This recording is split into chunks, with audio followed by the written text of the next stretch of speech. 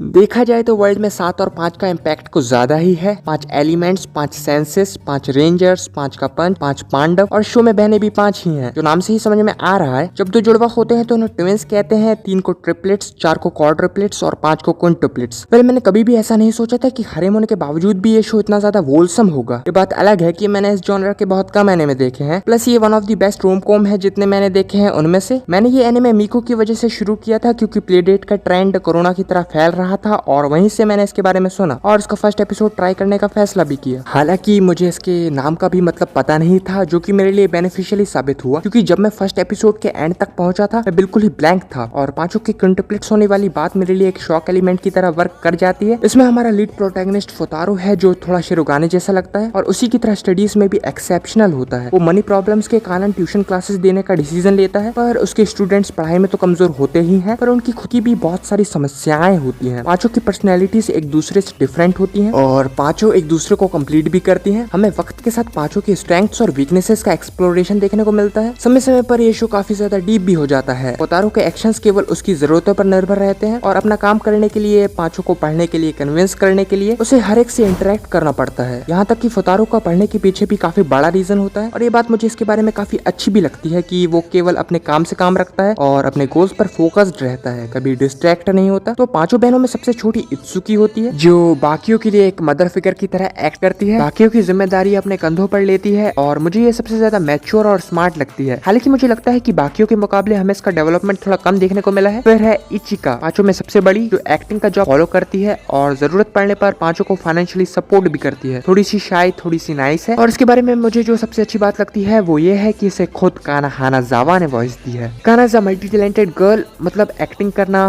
Voice acting करना, singing करना, भीड़ को बंदरों की तरह नचाना। रिलैक्स गाइस, मजाक कर रहा था।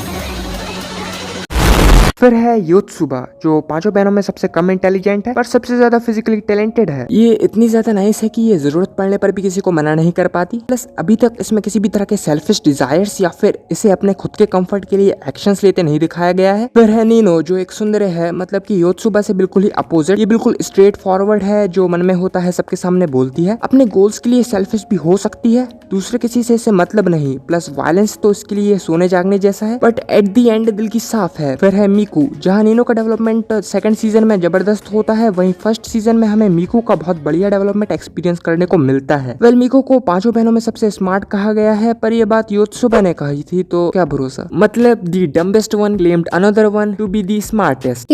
जो भी हो, मीकू बहुत ज्यादा शाई है और अपने इमोशंस को इजीली एक्सप्रेस नहीं करती है और 5 बहनों में ये सबसे ज्यादा फिजिकली वीक भी है और ये 5 में सबसे ज्यादा पॉपुलर भी है, या फिर यूं कहूँ तो इस पूरे शो की सबसे पॉपुलर कैरेक्टर भी है और ये अपनी फीलिंग्स को लेके काफी ऑनेस्ट भी रहती है। और मुझे इस शो की ओपनिंग्स भी बहुत ज्यादा पसंद है। मतलब एनिमेज में 2 तरह की ओपनिंग्स होती हैं, एक जो सुनने और देखने में अच्छी होती हैं इसलिए आपको पसंद आती हैं, दूसरी जो आपको शो पसंद आने की वजह से अच्छी लगती है। पर एक तीसरी टाइप की ओपनिंग भी होती है जो सुनने देखने में पसंद तो आती ही है, पर शो देखने के बाद आप उससे और ज्यादा इमोशनली कनेक्ट हो जाते हो। और ये ओपनिंग कौन से टाइप की है मुझे नहीं पता, क्योंकि मैंने तो शो देखने के बाद ही सुनी थी, तो ये चीज आप खुद ही डिसाइड कर लेना। बाकी आप जब जिन कैरेक्टर्स को शो में सुनते हो, जब वही ओपनिंग सॉन्ग में भी सुनने को मिलते हैं तो एक इमोशनल कनेक्शन तो बिल्ड हो ही जाता है। प्लस ओपनिंग्स में 5 सिस्टर्स फुतारो के बारे में अपने अपने पर्सनल थॉट्स को एक्सप्रेस करती हैं।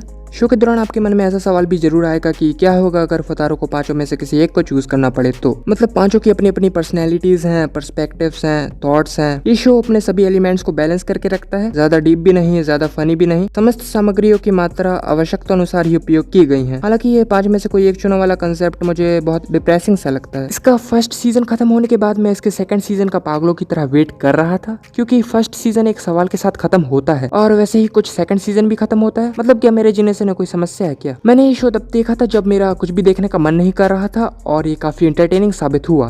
अगर आपको रोमकॉम जॉनर पसंद है तो आपको ये स्टोरी बहुत हार्ट टचिंग लगेगी। हालांकि अब 3rd सीजन के इंतजार में मैं थोड़ा डिप्रेस सा फील कर रहा हूँ। जो भी हो, शुक्रिया।